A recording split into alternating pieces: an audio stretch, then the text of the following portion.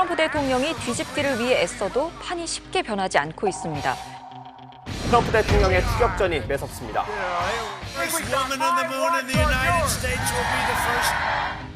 제일 중요한 것부터, 궁금한 것부터. 과연 누가 될 걸로 예상을 하시는지 이게 굉장히 어려운 질문인 걸 아는데 이제는 그 다시 4년 답변을 따라다닐 수 거부하시는 있습니다. 것도 4년간 아닌데 또 따라다닐 수 있습니다. 이것 때문에 제가 4년을 고생을 했는데요. 전문가는 사실상 점수를 하는 분들하고는 다르죠. 그렇지. 그러니까 여러 가지 요소들을 동원했는데 틀리더라도 저는 다시 그 자리 가더라도 그렇게밖에 저는 예측할 수 없다고 생각을 합니다. 왜냐하면 그런 객관적인 증거들을 모으는 거니까. 그리고 뭐 저희가 누가 이길 것이다 뭐 이런 식으로 전망을 하는 게 여론조사 결과도 보고 그 주에서 평소 이제 유권자들이 어떤 식으로 투표를 해왔는가 행태도 보고 경제 지표 같은 것도 보고 그래서 종합적으로 모델링을 해서 내놓습니다. 여론조사상으로 일단은 바이든이 좀 상당히 앞서는 걸로 나와요. 그리고 2016년하고의 차이점은 클린턴하고 트럼프는 당시에 이렇게 좀 교차되는 시기들이 좀 있었어요. 왔다 갔다 오락가락 하면서. 근데 바이든 같은 경우에는 상당한 차이를 아주 견고하게 좀 유지를 하고 있기 때문에 상황은 좀 달라 보이기는 해요. 그래서 현재 보면은 뭐 바이든이 많이 유리한 것처럼 보이는데 이제 우리 그런 거 있잖아요. 트럼프는 뭔가 한 방 있을 것 같은 생각.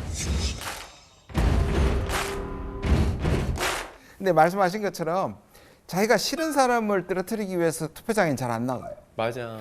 자기가 좋은 사람을 투표하는 사람은 투표 충성도라고 얘기하는데 투표 충성도가 트럼프 지지자들이 많긴 해요. 근데 어쩌면 이번에는 워낙에 코로나나 인종차별이나 이런 것들이 너무 강력해. 아까 말씀드린 것처럼 바이든 외에도 누가 되더라도 이거는 트럼프 대통령의 재신임을 묻는 국민투표라면 그런 인식이 굉장히 강하기 때문에 근데 사실은 원장님 말씀하셨던 것처럼 투표장에 나가게 하는 게 굉장히 중요해요. 근데 투표를 하러 나가는 것은 상당히 많은 에너지와 노력이 필요한 작업입니다. 미국 같은 경우는 더군다나 뭐 등록도 해야 되고 뭐 여러 가지가 있기 때문에 훨씬 더 힘들어요. 그래서 열정을 많이 가진 더 절실한 유권자들이 사실은 승자를 만드는 건데 이번에 보면은 굉장히 흥미로운 게 민주당 지지자들한테 물어봤을 때 바이든을 지지하느냐 하면 그 열정이 뭐 별로예요. 그렇게 꼭 마음에 드는 사람은 아니에요. 말씀하셨던 그렇게 매력도 없고 뭐 약간 좀 너무 카리스마도 없고 그런데 그러면 왜 바이든한테 투표를 하려고 하느냐라고 물었더니 He's not Trump. He's not Trump. 맞아요. Exactly. 누가 되는 꼴을 못 보는 거네 그냥 네. 그거는. 그래서 그것 때문에 사실은 민주당 지지자들이 트럼프를 다시 시킬 수는 없다 해서 절실한 그런 믿음을 가지고 나갈 수 있죠. 코로나가 근데 조금 사그라든 이슈였어요. 그렇죠. 예, 3, 4월에 확 퍼졌다가 조금 사그러들고 이제 조금씩 다시 올라오고는 있지만 다른 이슈들에 이렇게 밀려서 약간은 뇌리에서 잊혀진 그런 이슈였는데 걸려버리는 바람에 지금 다시금 막 수면으로 올라온 거거든요. 저 거꾸로 생각을 했어요. 와, 이건 트럼프한테 기회가 될 수도 있겠다. 오히려 그 잃어버릴 듯한 표들이 다시 트럼프한테도 갈 수도 있겠다라는 게 근데 실제로 또 트럼프가 너무 건강한 모습으로 대중 앞에 모습을 드러냄으로써 근데 청서천 씨 말씀하셨던 것처럼 약간 뭐 동정표 뭐 이런 게 있을 수 있잖아요. 그리고 이제 자기가 완치돼서 나타나면 사람들이 또 와 몰리고 뭐 이런 거를 기대를 할 수도 있는데 저는 사실은 미국 사람들의 멘탈리티는 조금 다르다고 봐요. 아, 그래요? 네, 특히 보수 성향을 가진 미국 유권자들은 지도자는 강해야 돼요. 버클리 대학에 있는 조지 레이커프라는 굉장히 유명한 언어학자가 있는데 이 사람이 말하기를 특히 공화당이나 보수 성향 지지자들은 엄격한 아버지상을 기대를 한다고 합니다. 그러니까 엄격한 아버지는 위험해서 우리 가족들을 보호해주고 어려움이 있으면 헤쳐나가고 그리고 자녀들한테 무엇이 옳고 그른지를 얘기를 하면서 훈육을 하는 게 엄격한 아버지잖아요. 그런 면에서 봤을 때 자기가 걸려버린 저 트럼프를 어떻게 믿고 감염되는 것조차 네. 안 되는구나. 그렇게 약한 리더의 모습을 보고 사실은 실망하는 경우가 훨씬 더 많다라는 거죠. 본인이 그리고 잘 뭐 이렇게 뭐랄까 조심하고 그런 것도 아니잖아요. 그렇죠. 네. 그러니까 아까 슈퍼맨도요. 이제 슈퍼맨의 모습을 나은 것에 대해서 열광하는 사람들은 이미 트럼프를 지지하던 사람이죠. 오케이. 그러니까 그걸 걸려가지고 극복하는 것에 있어서 중간 말씀하신 걸 중도에 있는 사람 마음을 결정하지 못한 사람들을 끌어들이기에는 오히려 마이너스 요인이라고 저는 생각합니다. 사실 제 딸도 지금 미국에서 보험 없이 하루하루가 제가 또 보험 없이요? 보험 없이 지금 집콕하고 이제 겨우 일을 시작했는데 마스크 안 끼고 괜찮다 그러고 자기가 치료받은 것은 최고의 치료를 받아놓고 지금 옆에서 사실상 그 장례식도 못 하잖아요. 맞아요. 다 버려지고 장례식 있잖아요. 못 하고 손 한 번 못 잡고 떠나보내야 되는 이런 상황을 옆에서 계속 듣는데 저렇게 아무렇지도 않다 자기는 나았다고 얘기하는 게 저는 훨씬 더 마이너스라고 생각합니다.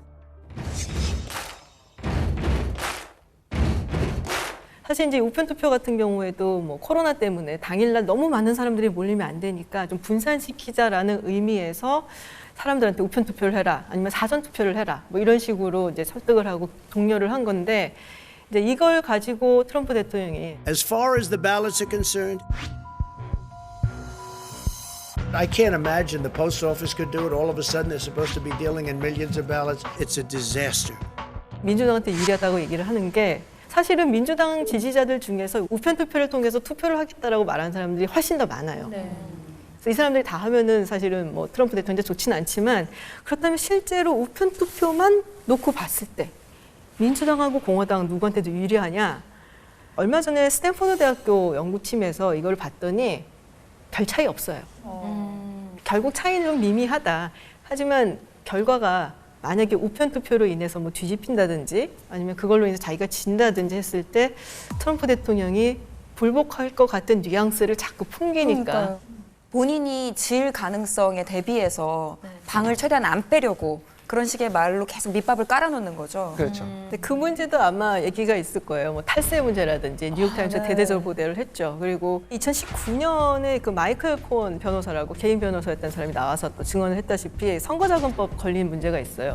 근데 이거는 공소시효 한 5년 정도 될 거예요. 2016년도에 선거를 했으니까 공소시효 5년이면은 2021년까지니까 남아있거든요. 재선이 되면은 대통령이기 때문에 형사 기소가 안 돼요. 네. 근데 재선이 안 되면은 절실한 거네요. 그렇습니다. 아니, 감옥 물론 안 가려면. 나중에는 승복할 거라고 저는 개인적으로 생각을 하는데요. 그래도 쫓겨나는 모습, 피해자의 모습으로 밀려나가야지 희생양의 앞으로도 모습. 트위터 가지고 계속 영향력을 행사할 겁니다. 그래야만 자기가 살아남기 때문에 그래서 피해자, 그래서 자기를 지지하는 사람들을 콘크리트 지지자들이 또 다시 분노할 수 있도록 정말 최악의 시나리오는 어떤 시나리오가 펼쳐질 수 있을까요? 아무래도 트럼프 대통령이 평화적 정권 이양을 하지 않고요. 그다음에 투표함을 열지 않고 군이 개입하는 일은 일어나지 않을 거라고 봅니다. 왜냐하면 미국 군인들은 정말 정치에 개입하지 않는다는 게 너무 큰 자랑거리로 생각하기 때문에 최악의 시나리오니까요. 지지자들이 사실상의 내전에 가까운 그러니까 폭동 정도의 가능성도 저는 있다고 봅니다. 안 그랬으면 좋겠다. 네, 안 그랬으면 좋겠습니다. 그래서 선거에 대한 불복이 없는 것이 가장 바람직한데 불복할 경우에 그게 이제 워낙 지지자들이 열렬 지지자고 아까 우리가 계속 얘기했던 분노에 찬 지지자들이기 때문에 그냥 부정이라고 믿어버리면 그러면 그럴 가능성도 있죠. 근데 한 가지 저는 이제 트럼프의 마력이라고 할까? 이게 뭔지 잘 모르겠어요. 거짓말 잘하지. 이게 무슨 뭐 여성 편력 너무 심하지. 인종 차별하지. 우리가 보는 어떤 시그널들은 그런 것들인데 우리가 러스트 벨트, 아까 분노한 백인 이런 부분도 있는데요. 바이블 벨트라는 게 상당히 미국에서 중요합니다. 근데 복음주의 기독교라면 미국 내에서는 굉장히 아주 보수적인, 극도로 보수적인 사람들인데요. 1980년 레이건 대통령 이후로 지금 한 40년 동안에 우리 소위 말하는 콘크리트 지지자였습니다. 80% 이상 공화당을 찍었습니다. 자기가 복음주의 기독교인이라고 얘기하는 사람들의 80% 엄청난 지지자들이죠. 근데 말씀하신 것처럼 그가 보기에는 윤리적으로도 아까 말씀하신 그런데 왜 찍을까? 보통 두 가지가 있습니다. 낙태 찬성하고 그다음에 동성애 이 두 가지로 판을 가릅니다. 이게 기본적으로 정체성을 일치시키는 거기에 바이든하고 지금 두 사람을 결정시키는 것 때문에 바이블 벨트가 아주 중요한 역할을 하고 이들은 잘 흔들리지 않습니다. 스캔들이 터져도. 맞아요. 근데 사실 여기에다가 이제 이 미국 사람들이 가지고 있는 어떤 엘리트나 지성에 대한 반발심, 그 미국의 전통 문화라든지 사회에 내려오는 면면이 내려오는 반지성주의라는 것이 굉장히 강하고, 그리고 이 사람들이 사실 무에서 유를 창조한 사람들이잖아요. 신천지에 와서.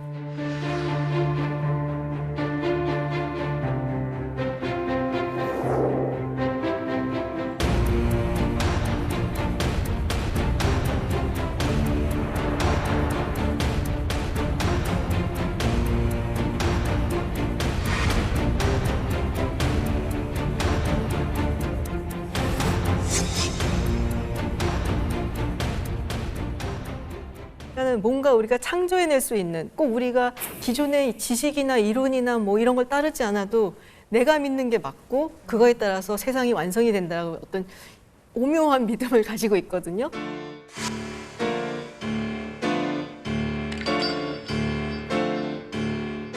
그런 게 어떻게 보면은 트럼프를 믿는 사람들, 트럼프를 지지하는 사람들, 이런 사람들의 어떤 원동력이 될 수도 있고요.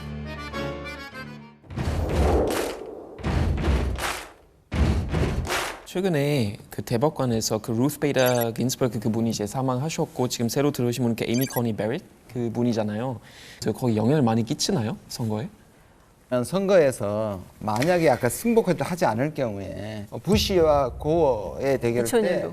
예, 그때 그 플로리다에서 몇백 표 차이밖에 안 나서 재검표를 요구했고 하고 있었는데, 고어가 어느 정도 정당한 이유 때문에 승복을 안 하고 있었는데 대법원에서 그때 5대4였습니다.